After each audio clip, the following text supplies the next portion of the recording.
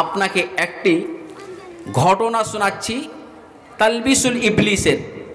এই ঘটনাটি ইবনে জাওজি রাহমাহুল্লাহ কিতাব তালবিসুল ইবলিস এটি পড়বেন, তাতে এসেছে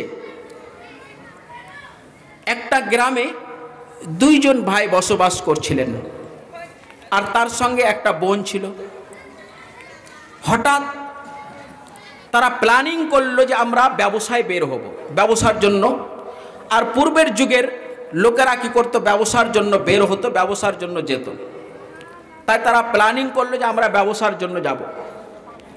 এবার কি করলো, তারা চিন্তা করতে লাগলো যে বোনকে কোথায় রাখা যায়, তার সংরক্ষণ হবে। এ ভাবতে ভাবতে ভাবতে ভাবতে ভাবলো যে গ্রামের মধ্যে সব থেকে বৃদ্ধ ব্যক্তি, বয়োজ্যেষ্ঠ ব্যক্তি, আর সে বেশি আল্লাহ ভীরু মুত্তাকি পরহেজগার অমুক ব্যক্তি আছেন, সব সময় ইবাদত খানাতেই যেন ইবাদতে মগ্ন থাকে, তার কাছে আমাদের বন সংরক্ষণ থাকবে, তার কাছেই আমরা চলো রেখে যাই। এই ভেবে তারা দুইজনে বোনকে নিয়ে গেল আর বলতে লাগলো আবেদকে, আপনার থেকে বেশি পরহেজগার ব্যক্তি আমাদের গ্রামে কেউ নেই, সেজন্য আপনার কাছে আমরা আমাদের বোনকে রেখে যেতে চাই। সে প্রথমে তো ইমানের তাড়নাই, তার অন্তরে যে ইমান ছিল অস্বীকার করলো, কিন্তু আবার শয়তান তাকে উস্কানি দিল। তারা বিপদে পড়েছে, তাদের তাদের সহযোগিতা করা প্রয়োজন। আর সহযোগিতা হচ্ছে এই যে তাকে আমরা আমার কাছে রেখে নিই। বলছে ঠিক আছে, রেখে যাও, ওই আমার বাড়িতে রেখে দাও, আমি তো ইবাদত খানাতেই থাকি, আমি খাওয়ার তার দরজাতে রেখে আসবো, সে খেয়ে নেবে।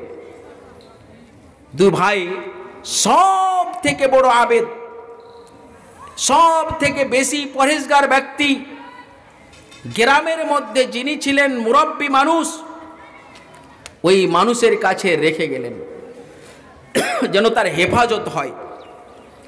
রেখে চলে গেলেন দুই ভাই ব্যবসার জন্য। এবার ওই আবেদ কি করতেন, খাওয়ার যখন সময় হতো খাদ্য দরজাতে রেখে দিতেন আর চলে আসতেন, কিছু বলতেন না। মেয়েটি দেখলো খাদ্য রেখে দিয়ে চলে গেছে, খাওয়ার খেয়ে নিত, আবার প্লেটগুলো সেখানে রেখে দিত। এই করতে করতে করতে করতে তার মনে উস্কানি দিল শয়তান, বলল আরে মেয়েটা একাই আছে, তার খোঁজ খবর নেওয়াটা আমার প্রয়োজন, আমার জন্য অপরিহার্য। তাই খোঁজ খবর নিতে লাগলো। কি খোঁজ খবর নিল, বলতে লাগলো যে তুমি কেমন আছো। তারপর আস্তে আস্তে আগে বাড়তে থাকলো, একসঙ্গে খেতে লাগলো, একসঙ্গে কথা বলতে লাগলো। বলতে বলতে উঠা বসা চলাফেরা করতে করতে শয়তান চিরশত্রু যে কাজ করাতে চাচ্ছিল বড় পাপ, সেটা করিয়ে ফেললো, ব্যভিচার জেনা করিয়ে ফেললো। আর ওই জেনার প্রথম বড় পাপ তাকে করালো ওই আবেদকে। আবেদ এই পাপ করার পরে এবার দ্বিতীয় পাপ হচ্ছে কি, তার জেনার পরে মেয়েটির পেটে যে সন্তান আসলো, বাচ্চা আসলো, এ বাচ্চা যখন প্রসব করলো তখন তার মনে একটা চেতনা শয়তান দিয়ে দিল যে তাকে যদি তুমি জ্যান্ত রাখো, তাকে যদি তুমি জীবিত রাখো, সন্তানকে, শিশুকে, তাহলে পারে তার ভাইয়েরা এসে জিজ্ঞেস করবে এ সন্তান কোথা থেকে আসলো, তোমার নাম বলে দেবে, সেজন্য তুমি, তোমার বিপদ আছে, তাকে তুমি মার্ডার করো।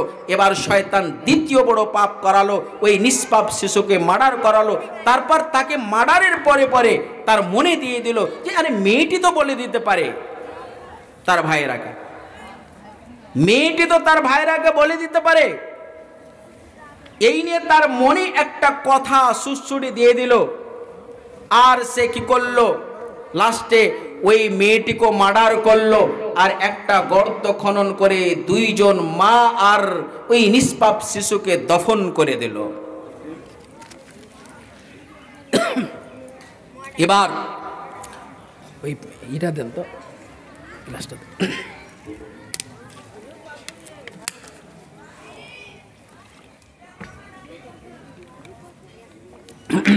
আলহামদুলিল্লাহ। এবার দুই ভাই বিদেশ থেকে ব্যবসা করে আসলো। আসার পরে বোন বড় আবেদের কাছে রেখে গিয়েছিলেন। তারা এসে বলতে আরম্ভ করলেন, মুরব্বী সাহেব আমাদের বোন কোথায়?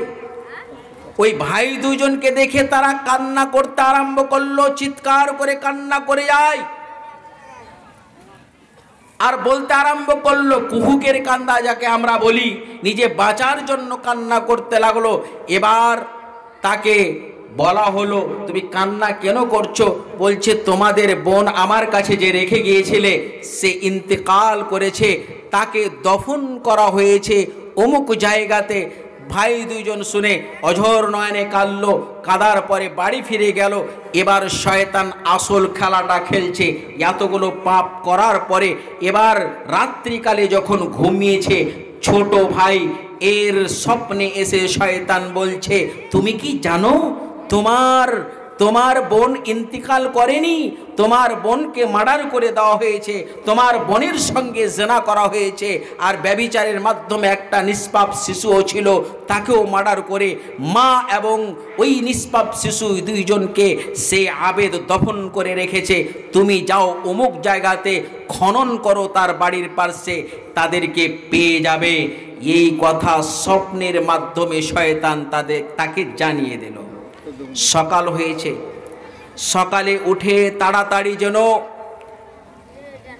বড় ভাইকে বলতে আরম্ভ করেছে, ভাই আমরা যাকে বিশ্বাস করেছিলাম সে বিশ্বাসঘাতকতা করেছে, সে আমাদের সর্বনাশ করেছে।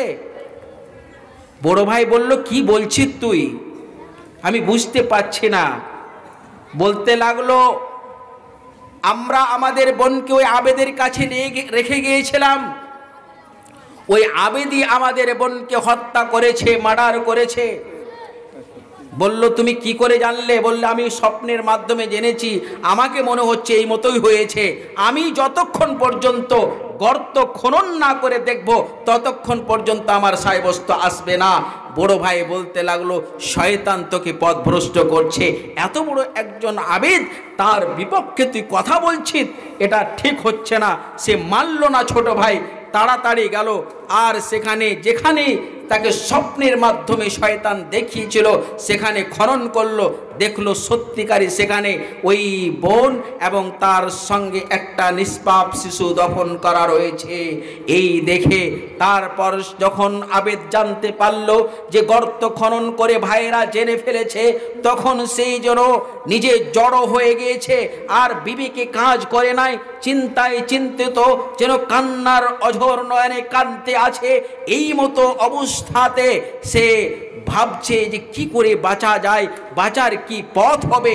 এই মতো অবস্থায় শয়তান খুব সুন্দর জুব্বা কুব্বার সুন্দরভাবে সেজে এসে তাকে কি করছে, বলছে যে আজকে তুই যদি বাঁচতে চাস তাহলে তোকে কি করতে হবে, আমি একটা পদ্ধতি তোকে দেব, সেই পদ্ধতি অবলম্বন করতে হবে।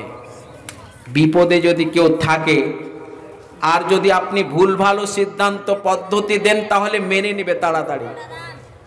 আবেদ বলছে, দেরি করিস না, তাড়াতাড়ি বল কি পদ্ধতি, সে পদ্ধতি বল। বলছে, পদ্ধতি হলো এই যে তোকে আমাকে সিজদা করতে হবে, আমাকে যদি তুই সিজদা করিস তাহলে পারে আমি তোকে বাঁচার একটা সুন্দর পথ দিয়ে দিব। আবেদ বাঁচার তাগিদে তাড়াতাড়ি তাকে সিজদা করে ফেললো। আর যখন সিজদা করে ফেললো, শয়তান সেখান থেকে খিলখিল করে হাসতে হাসতে পালাতে লাগলো আর বলতে লাগলো, এতক্ষণ পর্যন্ত আমি তোর দুনিয়া বরবাদ করেছিলাম, এখন তোর আমি পরকাল নষ্ট করে দিলাম। আমি সব থেকে বড় পাপ, যে বড় পাপের কোনো ক্ষমা নেই, সেই পাপ আমি তোকে করিয়ে ফেললাম, সেটি হচ্ছে শিরকে আকবার। ভাই সকল, আপনার চিরশত্রু, আপনার চিরশত্রু, আমার চিরশত্রু স্বপ্ন সর্বদা চাই যে আপনাকে আমাকে এমন একটি কাজ করিয়ে দেবে যে কাজের মাধ্যমে আপনার আখিরাতটা, পরকালটা নষ্ট হয়ে যাবে, আর এটি থেকে আমাদের প্রত্যেককে বাঁচতে হবে। সেই জন্য প্রিয়নবী মুহাম্মদুর রাসূলুল্লাহ সাল্লাল্লাহু আলাইহি সাল্লাম বলছেন, এই ধরনের কিছু সমাজে লোক যখন আবির্ভাব করবে, যারা মিথ্যাবাদী হবে, প্রতারক হবে, তারা কিছু এসে এমন এমন হাদিস তোমাদের শোনাবে যেগুলো তোমরা শুনোনি, তোমাদের পূর্বপুরুষরাও কোনোদিন শুনেনি। তাদের থেকে তোমরা নিজেকে বাঁচাও।